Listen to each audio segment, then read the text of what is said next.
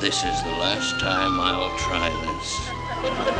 In 1970, Rowan and Martin's Laugh-In was television's most daring and unpredictable show, a rapid-fire mix of comedy, satire, and chaos. It pushed boundaries, but one night the show went too far. A single sketch, a single joke, and Ruth Buzzi's career was never the same. What was meant to be harmless humor sparked outrage. The FBI took notice, sponsors pulled their ads, and producers received chilling threats. Overnight, Buzzi, one of Laugh-In's biggest stars, went from beloved comedian to Hollywood outcast. But she wasn't alone. Other cast members also faced backlash as the show's edgy humor tested the limits of what television could get away with. What was so shocking, so taboo, that it nearly erased a star from Hollywood? And how did Laugh-In's fearless comedy shape, and sometimes shatter, the careers of its cast? The truth has been buried for decades, but now it's finally coming to light.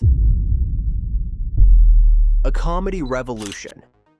60s. Television comedy followed a predictable formula. Sitcoms had laugh tracks, variety shows moved at a steady pace, and sketches followed clear setups and punchlines. But producers George Schlatter and Ed Friendly wanted something different, inspired by the fast-moving, unpredictable energy of counterculture movements like Love-Ins and Be-Ins. They envisioned a show that would break every rule of traditional television. Their creation, Rowan and Martin's Laugh-In, was a sensory assault, a whirlwind of one-liners, slapstick, political satire, and absurd humor packed into lightning-fast segments. The show's chaotic structure mirrored the rapidly changing world of the late 1960s, reflecting a society in flux. The influences behind Laugh-In were diverse. The fast-paced humor of vaudeville and burlesque, the experimental style of comedian Ernie Kovacs, and especially British satire shows like That Was the Week, that was all played a role in shaping its format. However, Schlatter and Friendly took these inspirations to the extreme. Jokes didn't just move fast, they came at the audience in rapid succession, leaving no time to process one before the next arrived. Skits had no clear beginning or end, and transitions happened so suddenly that viewers barely had a moment to catch their breath. The show's breakneck speed and unpredictable nature were intentional. It was designed to capture the overwhelming non-stop energy of modern life. Even though it was a remarkable idea, it did not get Laugh-In on the air at all easy. Executives of networks were not impressed when they had pitches of it from Schlatter and Friendly. This program seemed dangerous, with depth and soaring speed, too irregular for mainstream television.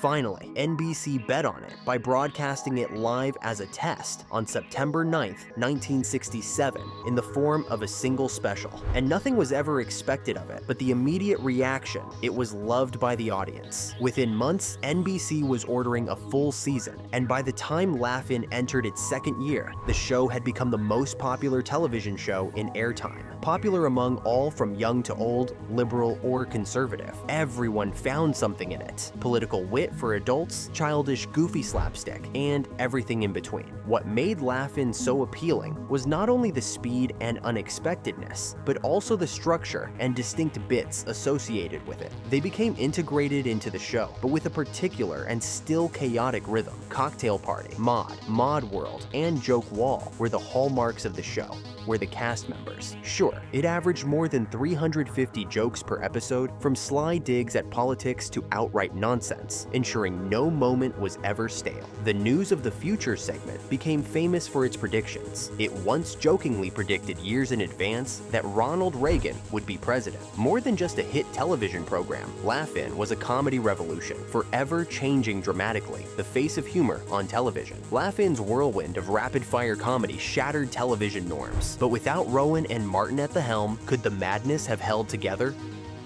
The duo that kept chaos in check. Dan Rowan and Dick Martin were the heart of Rowan and Martin's Laugh-In, serving as both the show's hosts and its comedic anchors. Their chemistry was built on contrast. Rowan was the straight man, a smooth, in-control presence, while Martin played the clueless goofball, always a step behind the joke. This dynamic had been honed over years of performing together in nightclubs, where they developed a comedy act that balanced sharp wit with pure silliness. When Laugh-In premiered on January 22, 1968, 1968, their back-and-forth banter helped ground the show's wild, unpredictable format. No matter how chaotic things became, Rowan and Martin kept the audience engaged, giving the show a familiar structure within the madness. Their signature sign-off, "Say goodnight, Dick," with Martin replying, "Good night, Dick," became one of television's most famous catchphrases. But they weren't just hosts, they played characters too. Rowan often portrayed General Bull Wright, a parody of over-the-top military figures, while Martin took on Leonard Swizzle, a perpetually tipsy partygoer.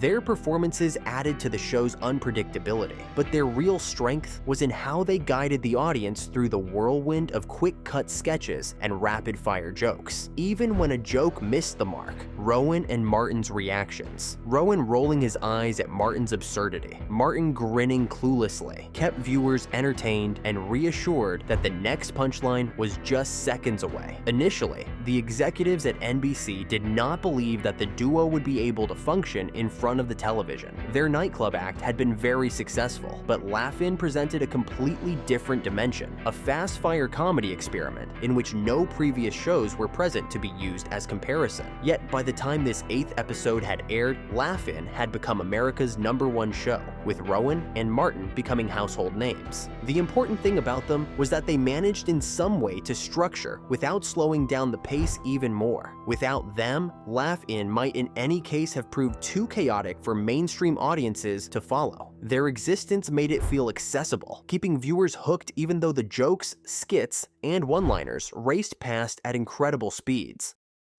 The rise of Laugh-In.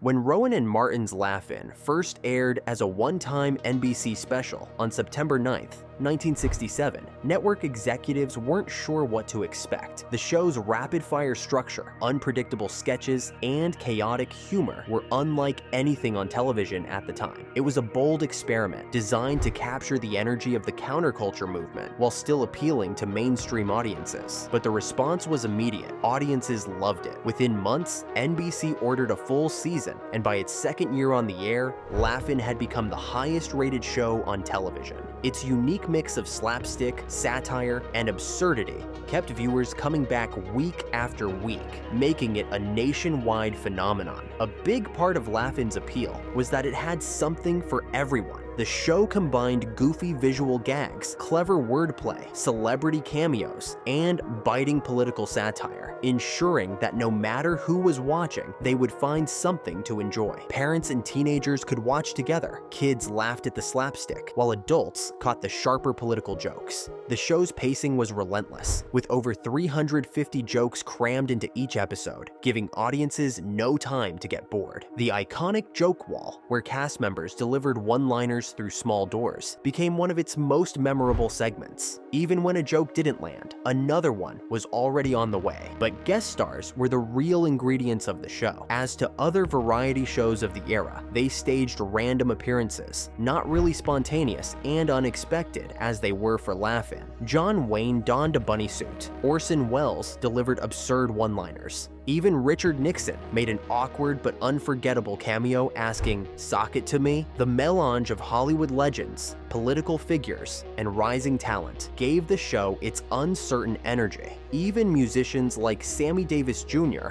and Harry Belafonte got involved, proving that Laugh-In was not just all about jokes, it was a pop culture powerhouse that went to town with them. NBC at first considered Laugh-In to be just a new way to fill up an evening's blanks. They hoped it might at least attract some attention with the very heavy competition of show business for television by Gunsmoke, the mature series that were really evergreen for it. Only a few months later, that became the #1 show in America against all others. It didn't have all to do with comedy though, it was also about timing. Late 60s, America was a big mess internally, and Laugh-In gave reality a break, but reflected the results of chaos happening outside. A show felt trendy, rebellious, and alive. Cultural events of every week. So it followed that Laugh-In would thrive on unpredictability and ensure that an audience would tune in, never knowing what would happen next. At any other variety, shows follow the formula close. Show's biggest stars.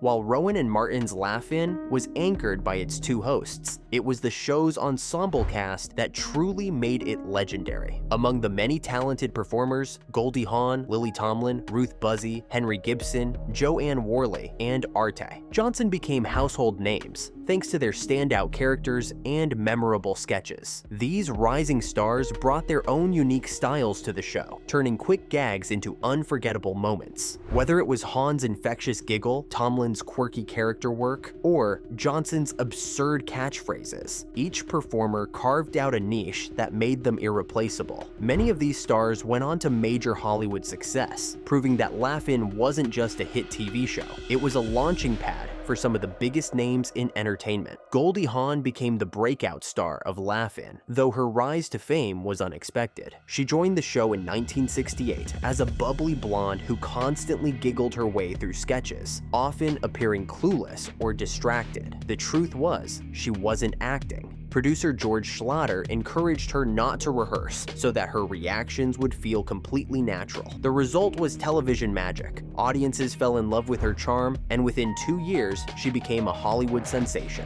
In 1970, she won an Academy Award for Cactus Flower, proving that her talent went far beyond comedy. Unlike many of her co-stars, Hawn successfully transitioned into film, starring in major hits like Private Benjamin and Overboard, making her one of the most enduring stars to emerge from the show. Lily Tomlin did join the show in 1969 and went on to become one of the most creative performers on the show due to her instantly identifiable characters. One of her most famous characters was Ernestine, a telephone operator known for her nasal voice and contemptuous tone. Her famous greeting began with, "One ringy dingy, two ringy dingy. Is this the party to whom I am speaking?" Another view was shared with Edith Ann, the fictional 5-year-old girl's delivery of long soliloquies through an overly large rocking chair with her catchphrase, "And that's the truth," closing most of them. Tomlin captured the characters completely with unique voices and actions, setting her apart from the likes of Hawn, who also used Laugh-In as a launchpad for a long-running, rich career that continued with 9 to 5 and turned her into one of Hollywood's most respected and established comedians. Casting members did not live so long and made their marks. Arte Johnson, with his thick German accent, turned very interesting but stupid into a much-quoted line for the period. His Tyrone F. Horney morphed the affectation of an obscene old pervert who tormented Ruth Buzzi's Gladys Ormsby, much to the enjoyment of fans, most notably when Buzzi would wallop him on the side of the head with her handbag after each of his romantic overtures. Henry Gibson offered a different kind of humor, dropping short deadpan poems while cradling a giant flower, ensuring his silent moments made an indelible mark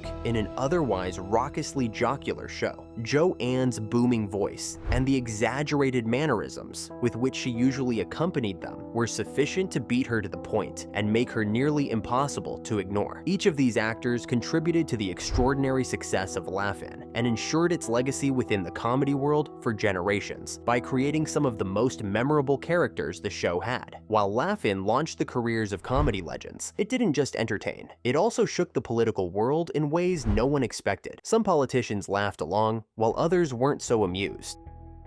Political satire on Laugh-In. One of the boldest aspects of Rowan and Martin's Laugh-In was its willingness to tackle political satire in a way that had rarely been seen on television before. At a time when the country was deeply divided over issues like the Vietnam War, civil rights, and government corruption, the show mocked politicians without holding back. The News of the Future segment, for example, jokingly predicted Ronald Reagan would become president years before it actually happened. But perhaps the most shocking moment came in 1968 when Laugh-In featured a 6-second cameo by Richard Nixon, then the Republican presidential candidate. In a brief but awkward moment, Nixon turned to the camera and asked, "Sock it to me." His stiff delivery and uncertainty made the moment unintentionally hilarious, and it was so unexpected that many believe it helped soften his image and win over undecided voters. In a race that Nixon won by less than 1% of the popular vote, some analysts argue that this tiny moment of humor on Laugh-In Laugh-In may have made a real political impact. Not all politicians embraced Laugh-In's humor as willingly as Nixon. Vice President Spiro Agnew became one of the show's favorite punching bags due to his dramatic, over-the-top rhetoric, known for attacking the media and intellectuals with phrases like nattering nabobs of negativism and an effete corps of impudent snobs. Agnew's language made him an easy target. Laugh-In took full advantage, exaggerating his style and turning him into a caricature of political absurdity. The Nixon White House was not amused. Agnew's office reportedly called NBC to complain about the show's portrayal of him, further proving that he could dish out insults but couldn't take them. Despite the backlash, Laugh-In's political humor resonated with younger audiences, who saw the show as a rare mainstream platform for challenging authority and questioning the establishment. Aside from mocking individual politicians, the show also humorously spotlighted government hypocrisy and absurdity. The Flying Fickle Finger of Fate Award was introduced as a recurring segment to ridicule government spendings that served no purpose, the bungling of bureaucracies, and political embarrassment. The award was quite early given to President Lyndon B. Johnson for his escalation of the Vietnam War, while the Pentagon, which squandered taxpayer money on directories that were obsolete by the time they were printed, was also denoted the recipient. Though delivered with a lighthearted tone, the segment demonstrated how Laugh-In was prepared to confront powerful institutions in ways which few other mainstream shows did. By combining silliness with pointed political commentary, Laugh-In paved the way for subsequent pretenders, such as Saturday Night Live and The Daily Show, that clearly showed that comedy works on two fronts: laughing away the terribly serious issues life presents us with, and helping to promote social change. While satirically setting the standard for television, it also had to contend with censorship and advertising pressure. A segment filmed by Harry Belafonte in 1969, where he sang "Don't Stop the Carnival," while images of police brutality at the Democratic National Convention of 1968 played behind him, was censored by NBC. The network had feared a backlash from conservative audiences and sponsors, demonstrating at the time the limits placed on political comedy. Despite this, Laugh-In has ventured more than any program in television history, proving that laughter is really a strong medium for political expression. These days, politicians often appear on late-night talk shows, so Nixon's Laugh-In cameo in 1968 served to show an unprecedented merge of humor and politics. Calling out hypocrisy. One of Laugh-In's most memorable and biting segments was the Flying Fickle Finger of Fate Award, a satirical honor given to people or institutions responsible for absurd, wasteful, or hypocritical actions. Unlike traditional awards, this one wasn't meant to celebrate achievements. It was a public call-out wrapped in comedy. The award itself, a golden hand with a pointing finger mounted on a wooden base, was both ridiculous and symbolic, a playful jab at the powerful figures and organizations that often evaded accountability. The segment quickly became a fan favorite as it delivered a mix of humor and sharp social commentary, proving that Laugh-In wasn't just about laughs, it had something to say. Several of the recipients of the Fickle Finger of Fate were government employees and institutions, characterized by the fact that Laugh-In understood poking fun at the ones in power. President Lyndon B. Johnson was one of the first winners for expanding the Vietnam War, a deeply divided issue for the country. That award was one of the first of many directed at government officials. The Pentagon was another recipient as wasteful award victors for spending taxpayers' dollars on military directories to be out of date almost immediately. By showcasing these ridiculous real-world facts, that segment could turn frustration into hilarity, causing the audience to laugh at script incompetence and bureaucracies. That was Laugh-In's clever way of poking fun at authority without going outside the lines. Even at a time when there was little direct political criticism in the television arena, this was not just politics. It called out corporate avarice, media goofs, and cultural absurdities. At one point, even NBC, the very network carrying the show, came under fire for mouthing off about censoring Harry Belafonte's controversial segment. It was a willingness to bite the hand that feeds, which spoke to the commitment of Laugh-In to push boundaries even at the risk of the backlash. The segment is the immediate predecessor to the modern-day satirical news shows, proving that the humor could be a leveler of hypocrisy. It faded from the television set, but the spirit of the flying fickle finger of fate lived on and will influence later more modern programs that weren't afraid to take a shot at power with a punchline. Censorship battles. In 1969, Harry Belafonte filmed what could have been one of the most powerful moments in Laugh-In history, but it never made it to air. The segment featured Belafonte performing the Calypso song Don't Stop the Carnival, but what made it truly striking was the footage playing behind him. Instead of the show's usual colorful and comedic backdrop, raw, unfiltered images from the 1968 Democratic National Convention protests in Chicago filled the screen. The footage showed police officers beating protesters, tear gas filling the air, and demonstrators chanting, "The whole world is watching." It was a stark and haunting reminder of the political unrest gripping America at the time. But NBC executives saw the segment as too politically explosive, fearing it would alienate conservative audiences and anger corporate sponsors. Before the show could go on air, the network's decision was under pressure to bring that particular segment down completely. This form of censorship was old hat even highly controversial subjects such as race, wars, and police brutality were things television in the 1960s heavily controlled. Although the very spirit of Laugh-In embraced a notion of pushing boundaries, there was a fine line drawn by NBC in terms of satire vis-a-vis direct political critique. The network simply was not willing to venture over fine boundaries. The segment they had lost would have shown that net executives were still terrified to challenge the status quo, even on a show that had made its name on irreverence. It was disappointment made serious because of Belafonte's long use of his music and platform to push for civil rights. He said the network was cowardly in making the move, one that was a chilling example of how television does not like to come clean on its difficult truths for the sake of image. This was going to be what would define television had the segment gone to air, consolidating Laugh-In's place as a show willing to mirror the chaos of the real world. Instead, it became one more forgotten what if buried before anyone had a chance to see it. The censorship inflicted on Belafonte's performance exhibited the limits of political comic performance within mainstream media. Laugh-In might poke fun at politicians, but could not address deeper, more uncomfortable realities. Even so, decades later, when television comedy became created as a powerful forum for social and political comment, the losses surrounding the Belafonte segment remain an echo of the battles entertainers had fought to tell the truth. The controversial moment.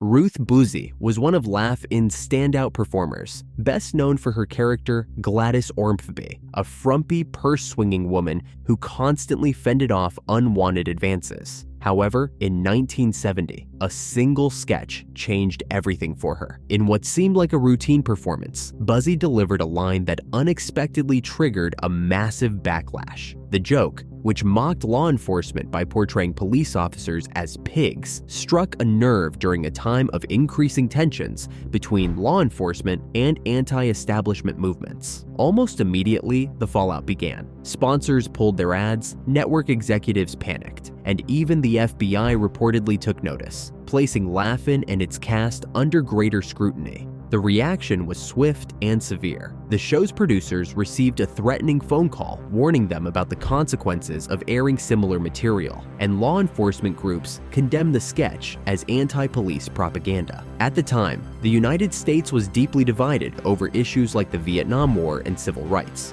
with protests against police brutality becoming more frequent. J. Edgar Hoover's FBI had already launched COINTELPRO, a secret program aimed at discrediting radical groups, and any media seen as sympathetic to anti-police rhetoric was viewed as dangerous. Buzzi, despite being a comedian rather than a political activist, found herself caught in the crossfire. Industry insiders say that after the sketch aired, casting opportunities for her began to dry up. and her reputation as a beloved television star took a serious hit. Though known for rapid humor and political satire, the controversy surrounding Buzzi's sketch disclosed the limits of the television industry at the time. The series had previously made fun of politicians and government institutions, but now it was putting itself in really hazardous territory by making a reference to imagery popularized by the Black Panther Party. In fact, the backlash highlighted the burgeoning censorship power that mass media held, as networks were terrified that they might lose their sponsors or conservative audiences. Probably George Schlatter, the producer for all his reputation for stubbornly resisting networks, did have to start considering his options with Laugh-In. And indeed, Buzzi's actually becoming embroiled in this controversy probably made her a scapegoat in a larger cultural battle occurring around America.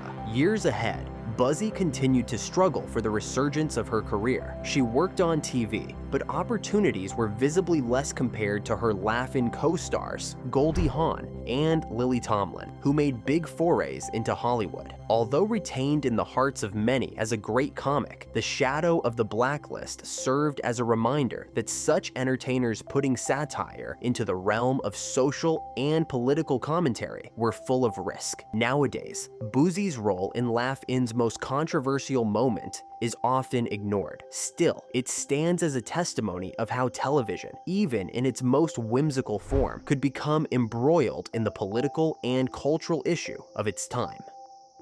When the laughter faded.